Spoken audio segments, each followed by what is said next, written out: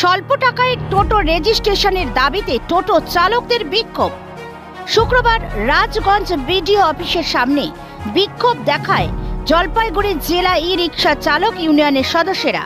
সিটু অনুমোদিত ওই সংগঠনের নেতৃত্বে টোটো চালকরা 6 দফা দাবি নিয়ে বিডিও অফিসে স্মারকলিপি জমা দেন। সম্প্রতি পশ্চিমবঙ্গ সরকারের পরিবহন দপ্তর জানিয়েছে প্রত্যেক টোটোর রেজিস্ট্রেশন বাধ্যতামূলক। 1 বছরের জন্য রেজিস্ট্রেশন ফ্রি 1740 টাকা এবং 2 বছরের জন্য 2940 টাকা নির্ধারণ করা হয়েছে। সেই সিদ্ধান্তের বিরুদ্ধে প্রতিবাদে সরব টোটো চালকেরা।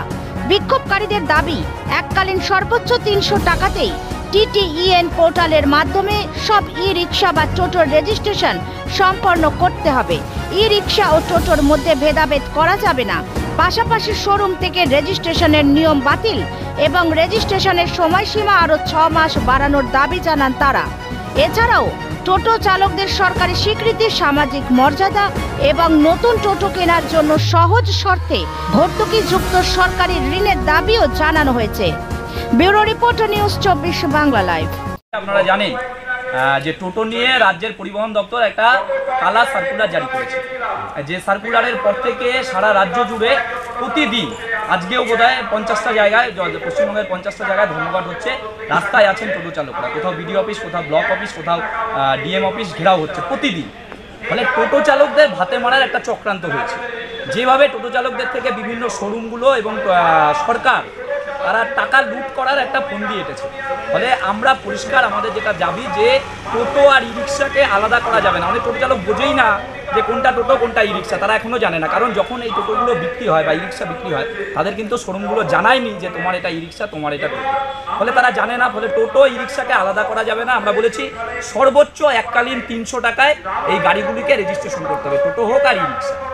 আর বাহন পোর্টালের মাধ্যমে, যেটা শোরুমগুলি থেকে করার কথা, কোনোরকমভাবে কোনো শোরুম থেকে টোটো বা ই রিক্সা রেজিস্ট্রেশন করা যাবে না। কারণ ওটা একটা দালালির জায়গা, যেখানে যা পাচ্ছে জেলা, এক একটা জেলায় এক এক রকম, এক একটা শোরুমে এক এক রকম টাকা নিয়ে নেওয়া হচ্ছে। সরকারের কোনো নিয়ন্ত্রণ নেই। ফলে আমরা বলেছি যে এই যে সিস্টেমটা, এই সিস্টেমটাকে পরিবর্তন করে নতুনভাবে নতুন সার্কুলার জারি করে টোটো চালকদের যে ভাতে মারার চক্রান্ত, তার বিরুদ্ধে যে লড়াইটা হচ্ছে সেটাকে মান্যতা দিয়ে এটাকে করতে হবে পরিবহন দপ্তরকে। আর যে তারিখ দেওয়া হয়েছিল 30শে নভেম্বর, লড়াইয়ের মধ্যে দিয়ে, আন্দোলনের মধ্যে দিয়ে সরকার কিছুটা সময় চেয়েছে আমাদের কাছে, যে না 30শে নভেম্বর নয়, সার্কুলার তারা জারি করেছে, নির্দিষ্টভাবেই তারা অর্ডার জারি করেছে যে এটাকে বাড়িয়ে 31শে ডিসেম্বর করা হবে। কিন্তু আমরা এতে সন্তুষ্ট নই।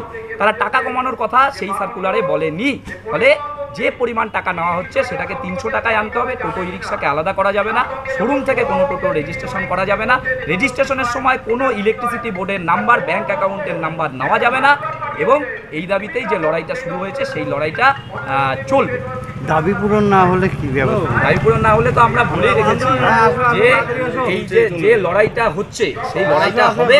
আর টোটো চালকরা আপনারা দেখেছেন জলপাইগুড়িতে মাত্র এই গত 30 তারিখ শেষ হয়ে যাওয়ার কথা, আগামী 30 তারিখ শেষ হয়ে যাওয়ার কথা, মাত্র 30 জন জলপাইগুড়ি ব্লকে, রাজগঞ্জ ব্লকে একজনও বোধহয় করেনি, ময়নাগুড়ি ব্লকে 20 জন, 50 জন, আর মালবাজার ব্লকে হচ্ছে 20 জন। এই হচ্ছে টোটাল মানে রেজিস্ট্রেশন যারা করেছে তার সংখ্যা। ফলে কেউই রেজিস্ট্রেশন করছে না টাকার অঙ্কের কারণে। টোটো চালকরা পারছে না। সরকারকে সেটা বুঝতে হবে।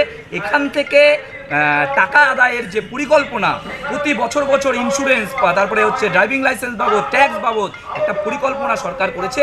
এই পরিকল্পনা থেকে সরকারকে পিছু হটতে হবে, নইলে যে লড়াই হচ্ছে সেটা লড়াইটা হবে। রাজ্যে তো কাজ নেই, এই টোটোর উপরে তো অনেকে নির্ভরশীল। সেই বিষয়ে রাজ্যে কাজ নেই, টোটোর উপরে নির্ভরশীল, কিন্তু সরকার সেই টোটো চালকদেরই দেখছে যে একটা বিশাল সংখ্যা এখানে আছে, তাদেরকে ভাতে মারার চক্রান্ত করছে। এখনো এই এত লড়াই, এত আন্দোলনের ফলেও যদি সরকারের কর্ণপাত না হয়, তাহলে আগামী দিনে আমরাও ঐক্যবদ্ধ হচ্ছি। এতদিন জেলায় জেলায় হয়েছে, এবার গোটা রাজ্য জুড়ে আন্দোলন একসঙ্গে হবে। একই দিনে হয়তো ধর্মঘট বা লাগাতার ধর্মঘট হতে পারে, এরকম পরিকল্পনায় আমরা যেতে চলেছি। এইভাবে যদি চলে শিক্ষিত বেকাররা তাহলে কি করবে? শিক্ষিত বেকারদের হাতে তো কাজ নেই, কিছু দিতে পারছে না, না রাজ্যের সরকার না কেন্দ্রের সরকার। ওই যে অনেকে বলছে, দেখবেন প্রাক্তন তৃণমূলের নেতা শুভেন্দু অধিকারী বলেছে কেউ রেজিস্ট্রেশন করবেন না। না, আমরা বলছি রেজিস্ট্রেশন আমরা করতে চাই। আমরা CI2 আমরা দাবি করেছি টোটো চালকদের সরকারি স্বীকৃতি, সামাজিক সুরক্ষা দিতে হবে, কিন্তু রেজিস্ট্রেশনটা এত টাকা দিয়ে আমরা করব না। 300 টাকায় রেজিস্ট্রেশন করতে হবে, টোটো ই রিক্সাকে আলাদা না করে। ফলে টোটো চালকদের রেজিস্ট্রেশন হোক, সরকারি স্বীকৃতি হোক, এটা আমরা চাই। আপনার নাম? সুভাষিস সরকার, সিআইটি অনুমোদিত ই রিক্সা চালক ইউনিয়নের জলপাইগুড়ি জেলার সাধারণ সম্পাদক।